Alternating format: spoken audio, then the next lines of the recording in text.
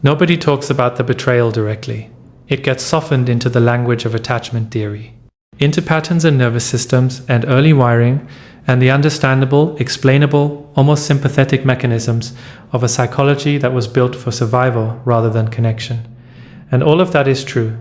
All of that is real. The explanations are accurate, and the understanding is genuine, and the compassion that understanding produces is not wrong. But underneath the framework, underneath the clinical language and the attachment theory, and the carefully maintained intellectual distance from the rawness of what actually happened, underneath all of it is something that deserves to be named with the directness it has not yet received. What happened to you was a betrayal, not the dramatic betrayal of a single obvious act.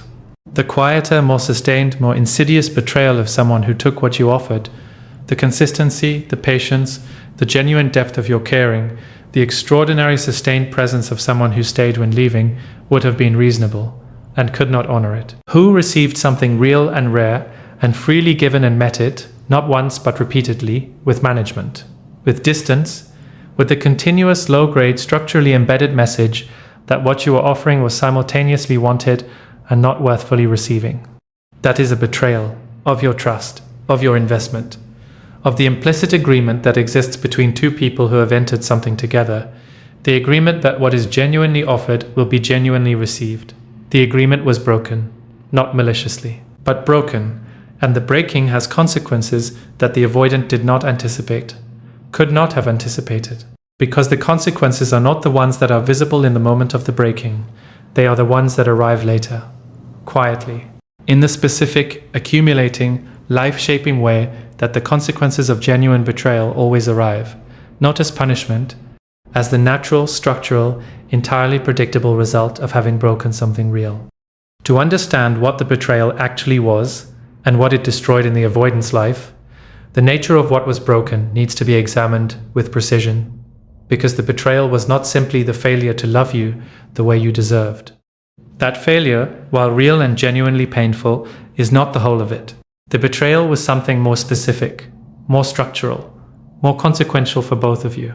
The betrayal was the choice, repeated, ongoing, embedded in the pattern rather than made once and consciously, to take the safest available option in every moment where genuine risk was required, to reach for the management strategy when the moment was asking for presence, to create distance when the moment was asking for contact, to choose the protection of the self over the genuine exposure that real love requires, again and again, in the ordinary moments that accumulate into the actual substance of a relationship, the moments where the choice between staying present and retreating to safety was available, and the retreat was chosen, and the retreat was chosen, and the retreat was chosen. That repetition is the betrayal, not the single dramatic moment.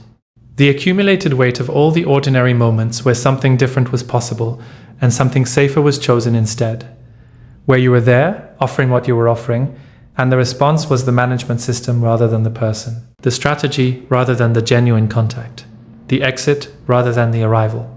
You absorbed that, for longer than you should have needed to, with more grace and more patience and more generous interpretation of the mechanism than the accumulation of it deserved. And the absorbing cost you something real, the trust, the confidence in your own perception, the energy that went into the hoping and the translating and the managing of your own responses in deference to the management system's requirements, the time, the irreplaceable, finite, genuinely costly time. The avoidant did not, in the moment of each choice, understand the accumulating costs of the repetition.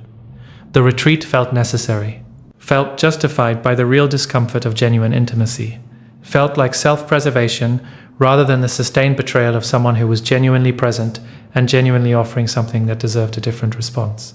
Each instance felt isolated, necessary, the product of an internal requirement that was genuine and understandable and not directed at you specifically. But the accumulation of isolated, necessary, internally justified retreats is the betrayal, not the intention, but the effect, not the reason, but the result. And the result was the slow, sustained, structurally embedded communication to someone who loved you that what they were offering was not quite enough to warrant the risk, that the management was more important than the meeting, that the protection of the interior was worth more than the person on the other side of the distance. That communication, however unintended, however the product of genuine psychological limitation rather than deliberate choice, landed, it left a deposit. In you. In the specific, accumulated bodily registered way that sustained messages always leave deposits, regardless of the intention behind them, the deposit of not quite enough, of worth managing but not worth risking for, of genuinely cared for but not genuinely received. Now let's talk about what this did to the avoidance life, because this is the part that was not anticipated, the part that could not be anticipated from inside the management system that was running the retreat. The consequences that are not visible in the moment of each individual choice, but that accumulate, exactly as the choices themselves accumulated, into something that eventually cannot be ignored. The first consequence is the loss of the specific. The avoidant, operating the retreat repeatedly across the course of the connection, was engaging in the continuous project of keeping you at a manageable distance. And the project of keeping something at a manageable distance requires, at the structural level, the minimization of that thing's specificity. You cannot maintain the managed distance from someone you are experiencing in their full, specific, irreplaceable particularity. The specificity is what makes the distance threatening. The specificity is what triggers the alarm. And so the management system, in the service of the distance, consistently reduced you, kept you slightly flatter than you actually were, more manageable, more generic, more approximately like other connections, and therefore less devastatingly irreplaceable. The first consequence of the betrayal, arriving with the slow insistence of all genuine consequences, is the collapse of that reduction. In your absence, in the genuine goneness of someone who has stopped organizing themselves around the connection, the managed flatness cannot be maintained. The reduction dissolves, and what remains is the full, specific, dimensioned reality of who you were, what you brought, what the presence of someone who was genuinely, freely, extraordinarily there actually felt like. That specificity, arriving without the buffer of the management system's active reduction, has a weight that the system was always successfully preventing from being fully felt. It is felt now. In the specific, irreversible, nowhere to put it way, that things are felt when the defenses fail, and the weight of it, the full, unmanaged, finally felt weight of who you specifically were and what you specifically offered, is one of the things that begins the destroying. The second consequence is the confrontation with the self that made the choices, because consequences, when they arrive with sufficient weight, do not permit the same quality of self-narrative that was sustainable while the choices were being made. While the retreat was ongoing, while you were still there, still absorbing, still offering what you were offering, the self-narrative could maintain a certain comfortable distance from its own honest content. The choices could be framed as necessary, as the product of genuine limitation rather than of genuine choice, as something that was happening to the avoidant rather than something being chosen by them. Your goneness removes the frame, because the frame required your presence to be plausible, required the ongoing availability of someone to retreat from, required the continuation of the dynamic in order to sustain the interpretation of the retreat as necessary rather than chosen. And when the dynamic ends, when there is nothing left to retreat from because the person has genuinely gone, the frame dissolves. And what remains, without the frame, is the unmediated confrontation with a series of choices. Ordinary, repeated, individually small, but cumulatively enormous choices. Choices that were made freely, however constrained the freedom felt. Choices that had a cost that is now, in the absence of the person who was paying it, fully visible. That confrontation is the second element of the destroying. Not the destroying of the life in the dramatic sense, the destroying of the self-narrative that made the choices feel like something other than choices. The destroying of the comfortable story about limitation that conveniently excluded the agency that limitation was always operating alongside. The destroying of the managed version of the self that never quite had to fully reckon with what the management was costing someone real. The third consequence is perhaps the most quietly devastating. It is the discovery of what is not there, because the avoidance life, organized around the project of managed distance, sustained by the background security of your consistent caring, structured around the maintenance of a connection that provided warmth without the full cost of genuine intimacy. That life has a specific shape, and the shape has a space in it that was occupied by you, not in the obvious visible way of a person who is present, in the structural way of a background condition that the entire arrangement depended on without the depending ever being acknowledged. You were the background condition, the reliable warmth, the consistently caring presence that the self-sufficiency performance was resting on without admitting the resting. The security that the managed distance was being practiced against. The thread that the retreat was always reversible from. The door that was always open. The door is closed, the thread is gone, the background condition is no longer present. And the life that was organized around the background condition without ever acknowledging the organization is now organized around the absence of it, around the specific, shaped, U-dimensioned absence that your genuine goneness left in the structure. That absence does not fill, not quickly, not with the easy replacement that the management system's minimization of your specificity was designed to make available, because the minimization failed. The specificity arrived. The full, unmanaged, irreplaceable weight of who you were is present in the absence in a way it was never quite permitted to be present in the presence. And the absence, shaped exactly like you, resists the filling with the specific, irreversible resistance of something genuinely irreplaceable. The life that the betrayal is destroying is not the external life. The career continues, the routines persist, the social presentation remains intact, with the practiced competence of someone who has always been fluent in the performance of fine.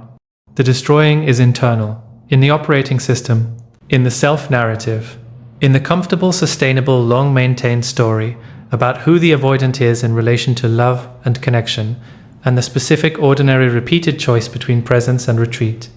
That story is being destroyed by the weight of the consequences, not dramatically, in the quiet, persistent, increasingly undeniable way that honest reckonings always arrive, in the sleepless moments. In the specific quality of certain ordinary Tuesdays that carry a heaviness with no attributable source, in the encounters with new connections that proceed with technical competence and produce none of the specific quality of being genuinely known that was always available, unacknowledged in the background of what they were managing at a distance. The destroying is the loss of the story that the management was necessary rather than chosen, that the retreat was survival rather than betrayal, that the distance was self-protection rather than the sustained, accumulated, finally consequential choice to prioritize their own comfort over someone who was genuinely present and genuinely offering something real.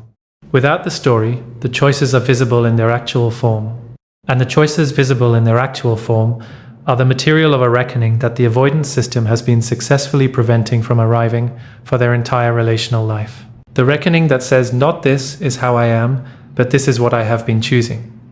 And choices, unlike nature, can be changed. The reckoning is the beginning of what only their own willingness determines. But the beginning is real, and it was produced not by your trying, not by your patience, not by anything you did in the service of their growth, by your leaving, by the consequences of a betrayal finally, completely, arriving without a buffer to absorb them, by the life that the management system built, meeting for the first time the full weight of what it cost.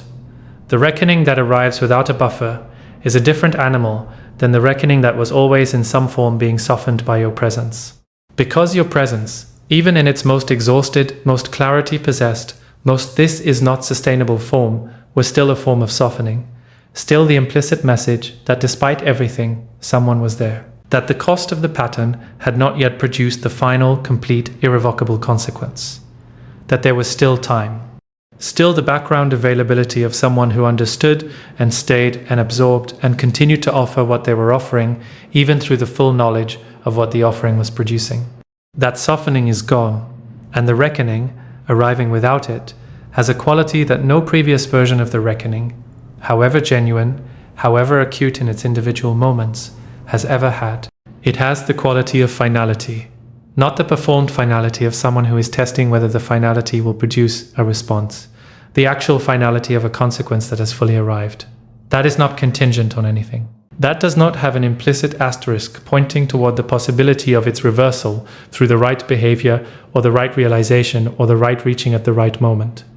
The consequence is complete. And a consequence that is complete, that carries no implicit possibility of reversal, confronts the person receiving it with a quality of truth that contingent consequences never quite manage to deliver. That quality of truth is specific, it has a content, and the content is not primarily about you. This is the part that tends to be misunderstood from the outside, from your position, looking at what the betrayal produced in their life. The reckoning that the finality delivers is not at its core about the loss of you specifically. It is about the recognition of a pattern. The specific, repeated, finally undeniable pattern of what the avoidant has been choosing across not just this connection, but across every significant connection that preceded it. The reckoning uses this loss as the material, but what it is actually examining is the whole. The entire history. The accumulated weight of every relationship in which the retreat was chosen over the arrival, the managed distance over the genuine contact, the protection of the interior over the person on the other side of the distance. That history, examined in the specific quality of light that final consequence provides, has a shape.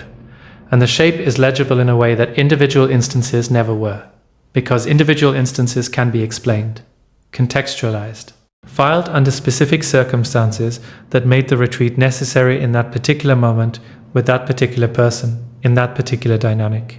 Each retreat has its justification available, its explanation, its reasonable account of why this time the distance was necessary and the management was required, and the choice was not really a choice but a response to a genuine internal requirement. The shape of the whole resists that. The pattern cannot be contextualized in the same way that individual instances can. The pattern is the context.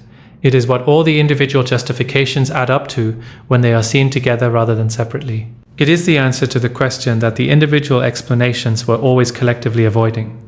Not why did I retreat in this moment, but what am I doing? What has been the consistent, repeated, across every significant connection reality of how I respond when love requires the risk of genuine presence? The answer, visible in the shape of the whole, is the reckoning. The reckoning has a specific emotional texture that is worth describing because it is often misread by the avoidant themselves and by the people who observe it from the outside. It does not feel like remorse in the clean, directed sense of someone who is sorry for a specific act and understands what they would do differently. It feels more like a dawning, a slow, uncomfortable, progressively undeniable dawning of something that was always true, but that the management system was successfully preventing from reaching the level of full conscious acknowledgement. The dawning has a quality of recognition rather than discovery. It is not new information. Everything that the reckoning reveals was available. Before, the pattern was visible. The cost was real. The person absorbing the cost was present and specific. And there. None of the information is new. What is new is the inability to maintain the distance from it that was always previously available. The management system, confronted with the full unmitigated consequence of the pattern, cannot maintain the comfortable separation between the information and the full felt experience of what the information means. It means something specific. It means that the self-narrative was inaccurate in a specific and important way. Not the part about the fear being real. The fear was real. Not the part about the limitation being genuine. The limitation was genuine. The inaccurate part was the story that the limitation was destiny rather than pattern. That the retreat was what the avoidant was rather than what the avoidant was choosing. That the managed distance was a feature of the self-relationship to fear. That the betrayal, because what the reckoning finally names, however the avoidant names it to themselves, is that the accumulated retreats were a betrayal, was inevitable rather than chosen. The chosenness is the reckoning's central revelation, and it is also its most uncomfortable feature, because chosenness implies agency, and agency implies responsibility. And responsibility, in the context of a genuine reckoning with what the pattern cost someone real, has a weight that the story of inevitable limitation was always successfully avoiding. The avoidance system was organized around the narrative of limitation as destiny. I am this way. This is how I am built. These are my walls, and this is my wiring, and this is the person I have always been in relationships, and this is the best that is available from me. That narrative served a function. It removed the question of choice from the equation. It converted the ongoing, repeated, freely made decision to retreat rather than arrive into a feature of nature, rather than a feature of behavior. And nature, unlike behavior, cannot be changed, cannot be regretted in the same way, cannot be held to the same standard of responsibility. The reckoning dismantles the narrative, not through argument, through consequence.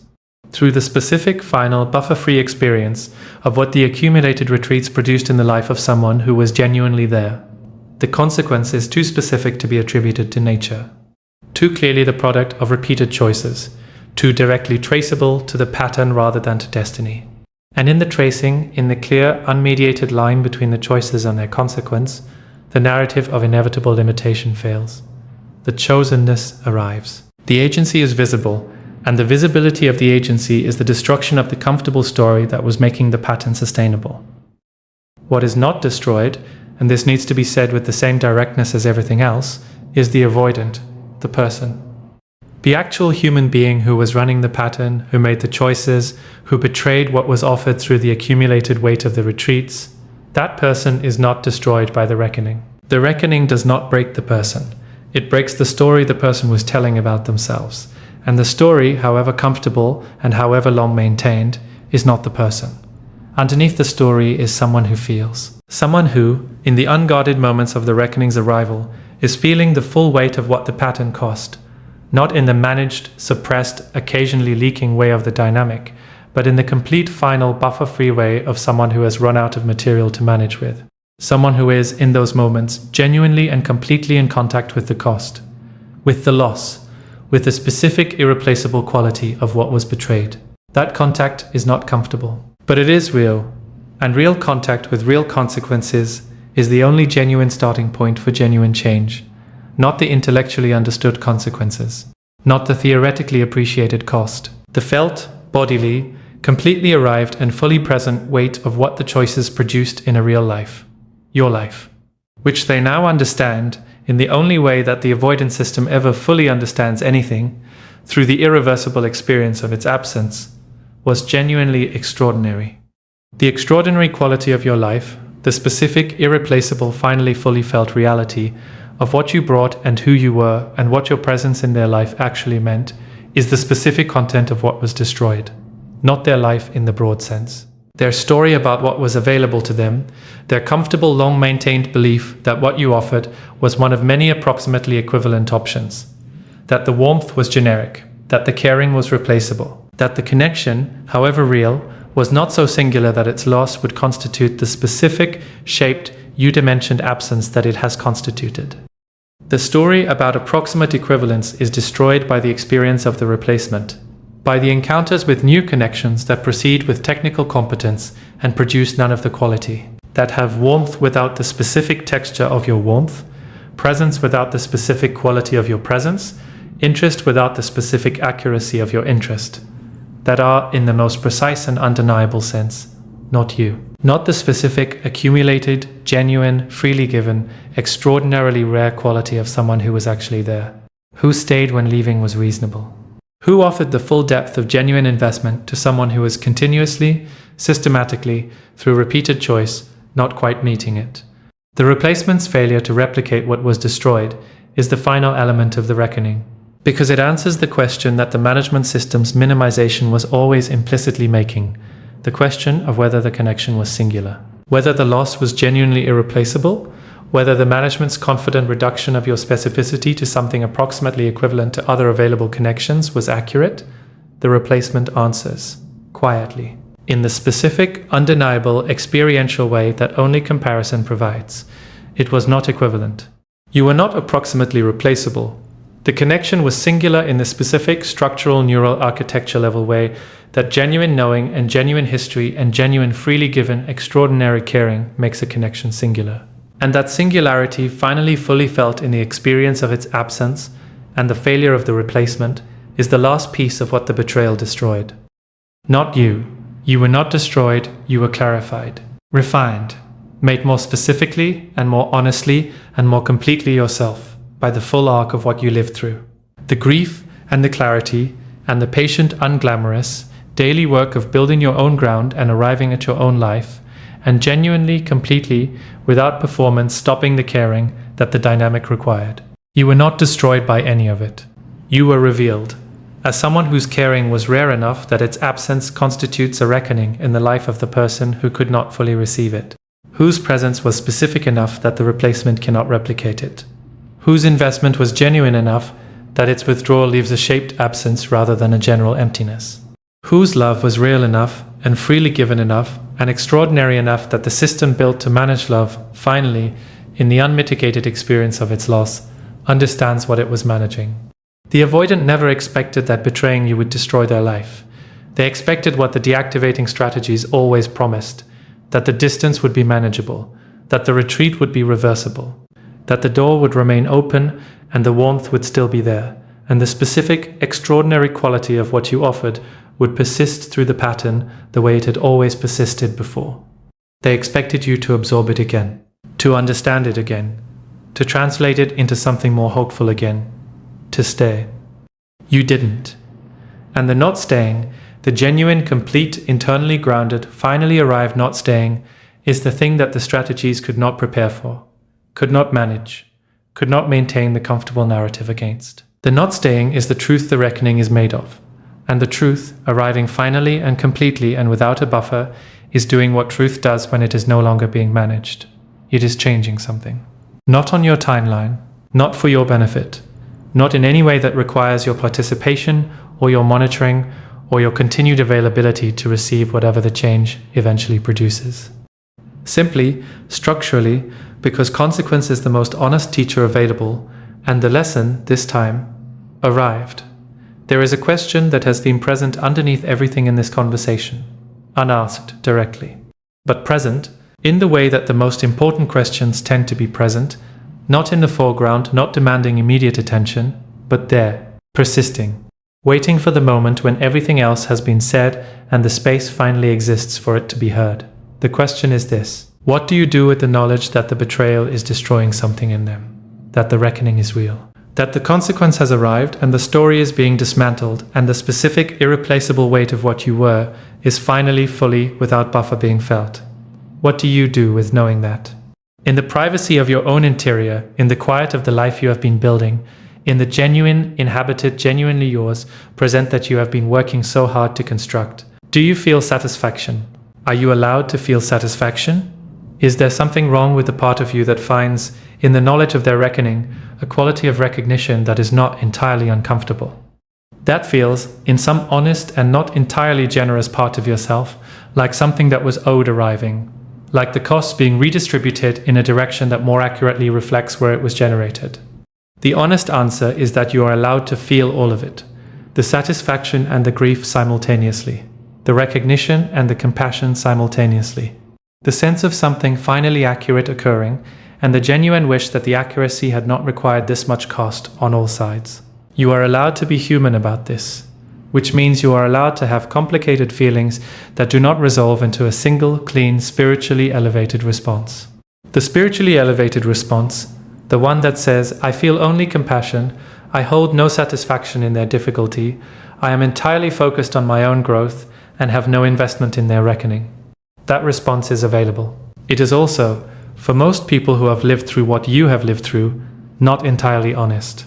And honesty at this stage of the conversation, in this far into the examination of everything, is the only thing worth offering. You were betrayed. The betrayal had a real cost. The cost was paid by you over a real period of time in real currency. Time, energy, self-trust, the quiet erosion of your confidence in your own perception, the redistribution of consequence in their direction is not cruelty. It is not something you engineered. It is the natural, structural result of what was built and how it was built, and what the building required of you, and what it eventually required of them when the buffer was removed. Feeling something about that is not a failure of your growth, it is evidence of your humanity. And humanity, in its full, complicated, not entirely elevated form, is what genuine recovery looks like. Not the performance of transcendence.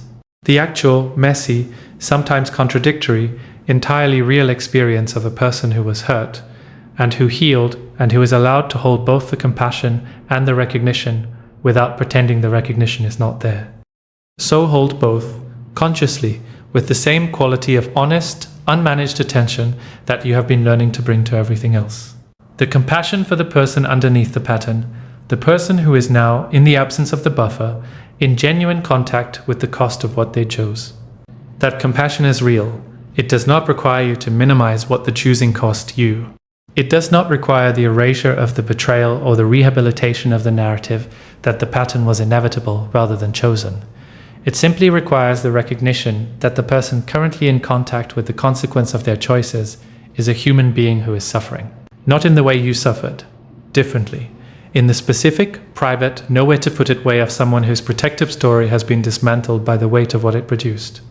That suffering is real, and your compassion for it is not weakness or relapse or the return of the old orientation. It is the expression of someone whose capacity for genuine care was always one of their defining qualities and has not been extinguished by the betrayal.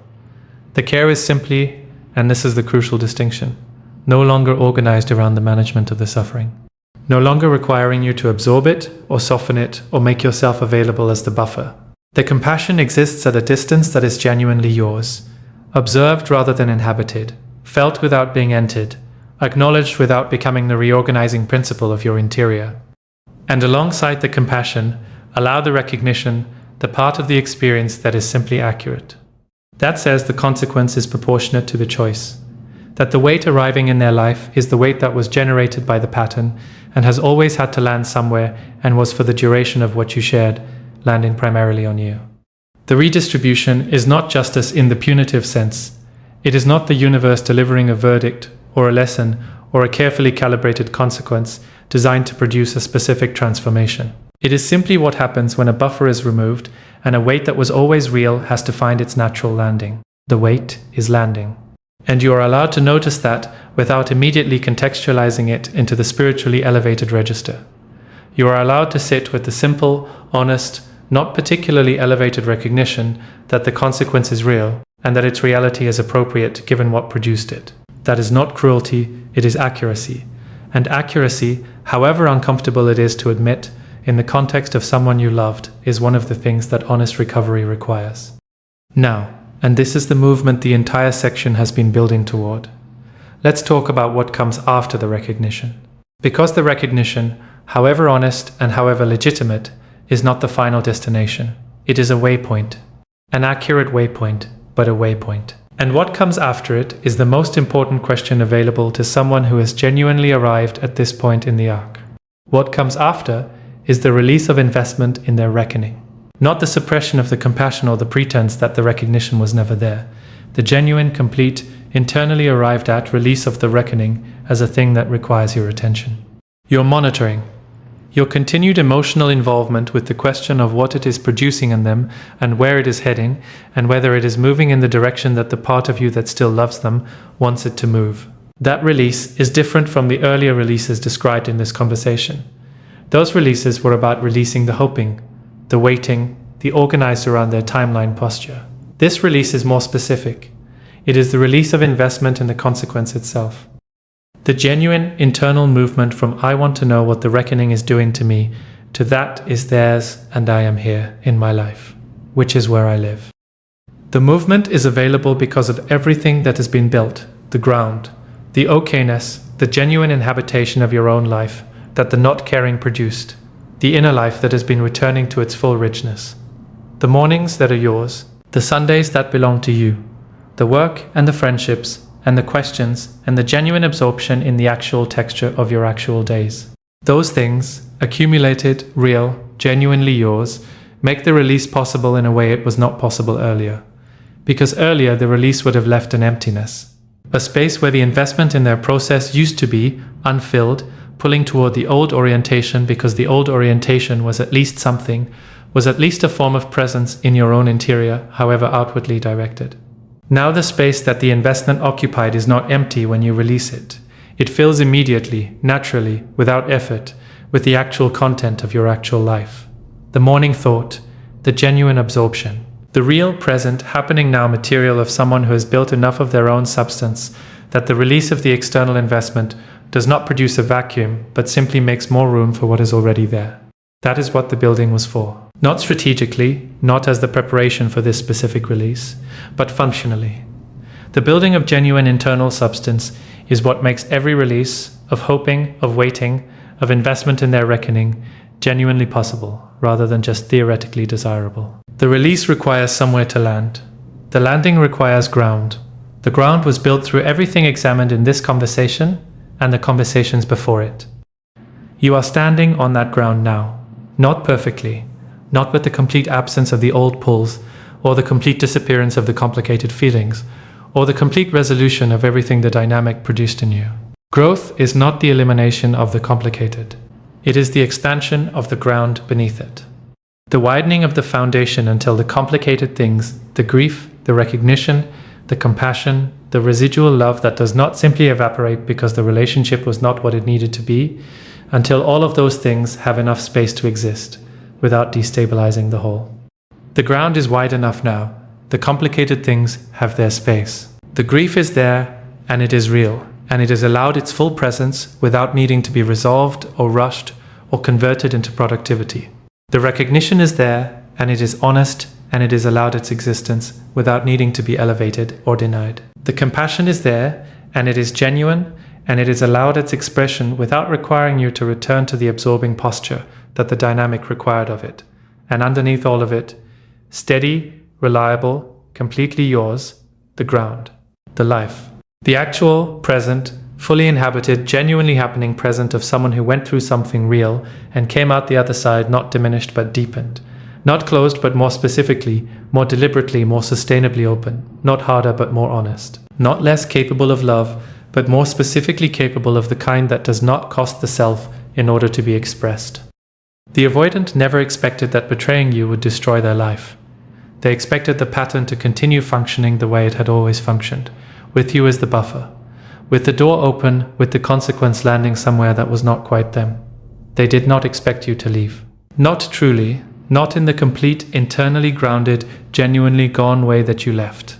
They expected the performed leaving that was always underneath, still organized around the hope of return. The leaving that was waiting to be called back. The goneness that was still, at its core, pointed at them.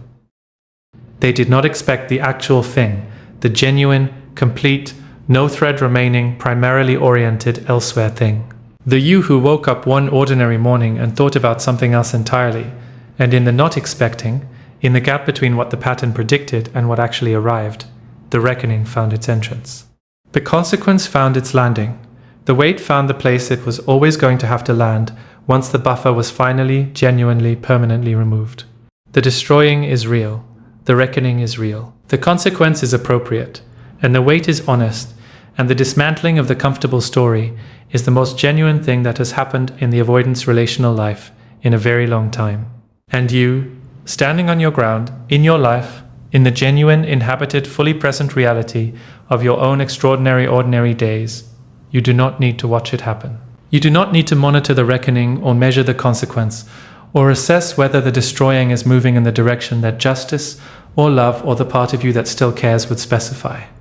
You just need to be here, in this morning, in this life. In the specific, irreplaceable, completely and finally yours present, that the betrayal and the surviving of it, and the building that the surviving required, made possible, not despite what happened. Because of what you did with what happened, because of who you became in the living through of it. That person, standing here on this ground in this light, is the answer to every question the dynamic ever raised about your worth. Not their reckoning, not their destruction, not the consequence finally landing where it was generated. You, here, whole. That is the answer. It was always the answer. And it is, finally, completely, without anyone else's recognition required to make it true, enough.